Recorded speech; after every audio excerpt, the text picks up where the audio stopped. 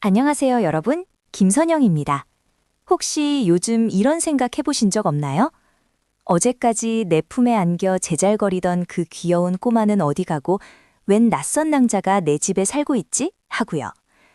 저도 초등학교 4학년 큰아이를 보며 매일 아침 깜짝 놀랍니다. 학교 다녀왔냐고 물으면 네. 밥 먹었냐고 물으면 아니요. 숙제는 했냐고 물으면 몰라요. 이 세 마디면 하루 대화가 끝이 나죠. 분명 내 배 아파 낳은 자식인데 어느 순간부터 마치 말 안 통하는 외계인처럼 느껴질 때 가슴이 턱 막히고 서운함이 밀려옵니다. 오늘은 저와 같은 고민을 하시는 아들맘들을 위해 이승민 선생님의 책 사춘기 아들 대화법을 통해 그 해답을 찾아보려 합니다. 상담실을 찾아오시는 어머님들이 가장 많이 하소연하는 게 뭔지 아세요? 바로 아들의 눈빛과 말대꾸입니다. 예전에는 엄마 말이라면 껌뻑 죽던 아이가 이제는 말 한마디만 하면 짜증 섞인 눈으로 쳐다보거나 아예 무시하고 방으로 들어가 버린다고요. 그때 느끼는 엄마의 감정은 단순히 화가 나는 것을 넘어서 깊은 배신감과 무력감입니다. 내가 널 어떻게 키웠는데, 다 너 잘 되라고 하는 소리인데. 하지만 여러분, 그거 아세요? 아들도 지금 무척 괴롭다는 사실을요. 엄마를 미워해서가 아니라 자기 자신도 감당 안 되는 변화 속에 놓여 있기 때문입니다. 오늘은 엄마의 상처를 치유하고 아들을 오해하지 않는 법부터 시작해 볼게요. 도대체 왜 아들들은 사춘기만 되면 입을 닫아버리는 걸까요? 엄마 입장에서는 대화를 해야 문제를 풀 수 있다고 생각합니다. 그래서 계속 묻죠.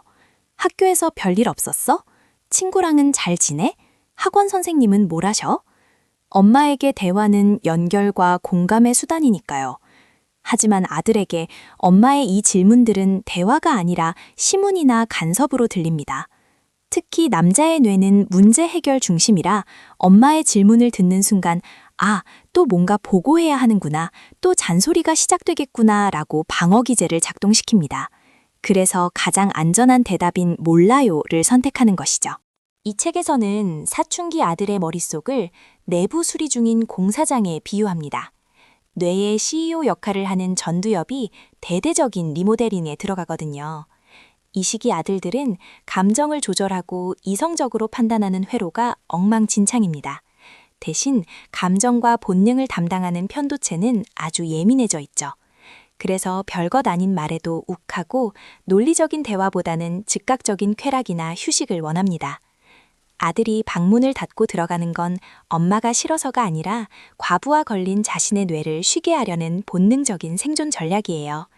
이 사실을 아는 것만으로도 아들을 보는 시선이 조금은 너러워지지 않으신가요? 그렇다면 공사 중인 아들과 어떻게 대화해야 할까요? 첫 번째 솔루션은 질문을 바꾸는 겁니다. 우리는 습관적으로 왜를 묻습니다.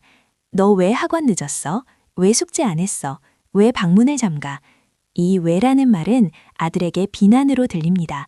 변명을 강요받는 느낌이 들죠. 이제부터는 왜 대신 무엇이나 어떻게를 사용해 보세요. 학원에 늦은 이유가 있었니? 무슨 일이 있어서 숙제를 못했니라고요. 사실 내용은 비슷해 보이지만 아들이 받아들이는 뉘앙스는 천지 차이입니다.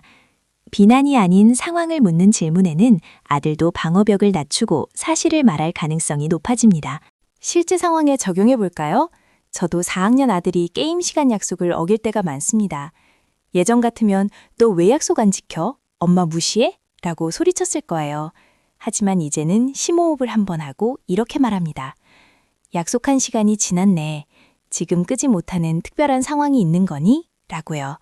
그러면 아이는 지금 보스몬스터 잡고 있어서 딱 3분만 더 있으면 돼요. 라고 구체적인 상황을 말합니다. 그때 그럼 3분 뒤에는 끌 수 있겠네? 라고 확인해주면 아이는 존중받았다고 느끼며 스스로 약속을 지키려 노력합니다. 물론 매번 통하진 않지만 적어도 감정 싸움으로 번지지는 않더라고요. 아들과 대화하다 보면 욱하는 순간이 반드시 옵니다. 아들이 툭 던진 말대꾸 한마디에 이성이 끊어지려고 하죠. 이때 필요한 것이 바로 1초의 침묵입니다. 저자는 아들의 말에 즉각적으로 반응하지 말고 딱 1초만 멈췄다가 반응하라고 조언합니다. 그 짧은 1초가 우리의 전두엽이 작동할 시간을 벌어줍니다. 감히 엄마한테 라는 생각 대신 아, 얘가 지금 기분이 안 좋구나 라고 상황을 객관적으로 볼 여유를 주죠. 저도 상담 중에 늘 강조합니다. 화가 날 때는 입술을 꽉 깨물고 속으로 하나를 세세요. 그 찰나의 멈춤이 관계를 구합니다. 아들들은 긴 이야기를 견디지 못합니다. 엄마의 말이 길어지면 아들의 뇌는 자동으로 음소거 모드로 전환됩니다. 특히 훈육할 때 우리는 과거의 잘못까지 끌어와서 길게 설교하곤 하죠. 저번에도 그러더니 이번에도 또 그러냐, 네 태도가 문제다 라며 이야기가 확장됩니다. 하지만 아들에게 가장 효과적인 대화법은 단문입니다. 양말은 세탁기에 넣어. 9시니까 폰 끄자.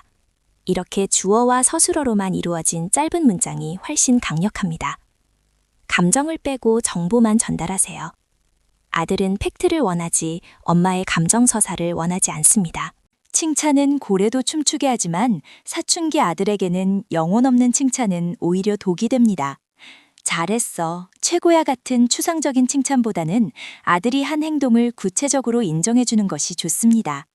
이번 수학 시험에서 계산 실수 안 하려고 검산까지 했두나. 동생이 귀찮게 했는데도 화 안 내고 참았네.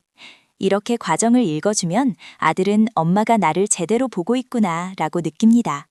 남자아이들은 인정구바삼해서 자기가 노력한 부분을 알아주면 겉으로는 무뚝뚝해 보여도 속으로는 으쓱해하며 자존감이 올라갑니다.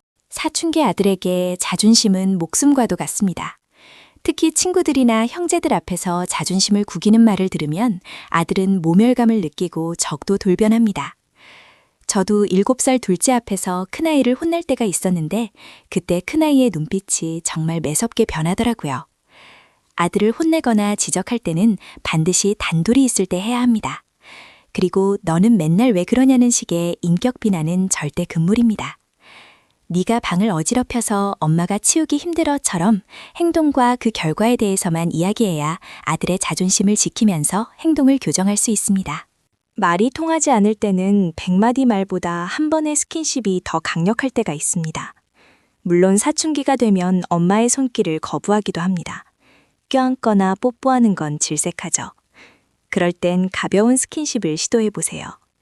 등교할 때 등 한번 두드려주기, 좋은 일 있을 때 하이파이브 하기, 어깨 주물러주기 같은 것들이요.